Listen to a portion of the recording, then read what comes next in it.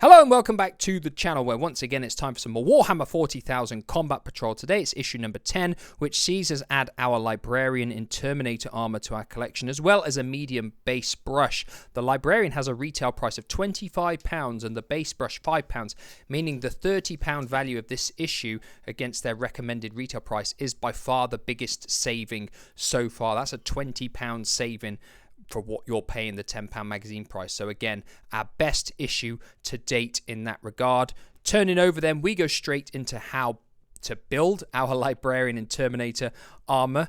As always, a step-by-step instruction list. Turning over then, it finishes up how to make him before we go on to how to paint the Librarian, showing us our Macragga Blue, and then our Abaddon Black and our Retributor armor to leave him looking in a semi-complete state with the colors that we have so far. Before we go on to some reading material, the Ekel Siaki, if I've said that right, all mortal life is folly that does not feed the spirit.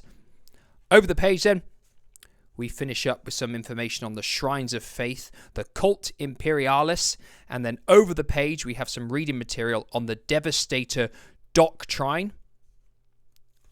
Turning over then, it shows us what a Ballistus Dreadnought looks like, a Storm Talon gunship, and the spectacular Repulsor Executioner at the bottom of the screen before we go over to our naming our Librarian page. Like I've said before, these are pretty much in every single issue that you get new models to name the unit or name the model.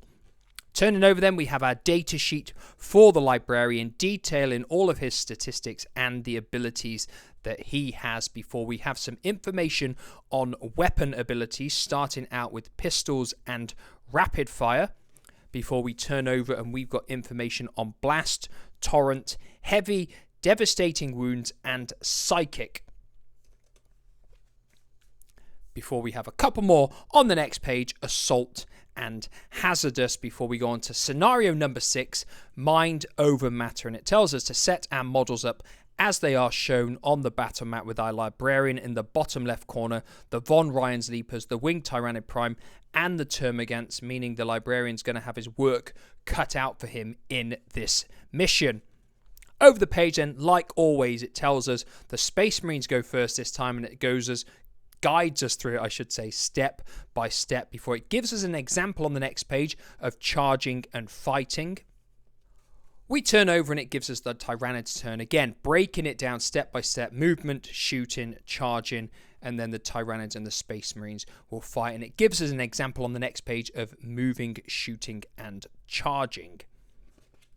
Like always, we have our little bit of storyline material at the end for you if you have a Space Marine victory or a Tyrannid's victory, before we go on to the last page, telling us that issue 11 comes with the exciting white and lead Belcher paints. Again, not a very interesting issue as far as I'm concerned. A lot of people will skip the paint issues out. I've spoken to a lot of people on the Facebook pages, and they're just trying to pick up the ones which have the models, because obviously if you've already collected Warhammer or Warhammer 40,000, the likelihood is you're going to have a lot of these paints already, and they pretty much are aimed just at the newer players. Before we see the issue 12, I should say, issue 12 and 13 comes with the Terminator squad, and they're spread over both the issues, which again I'm not too impressed by. You don't really get a massive saving on them in that regard, but that's the way it is. Before we'll then go on to issue 14 and then 15, and then by the time we get up to 20, that is when these two Combat Patrol squads are complete.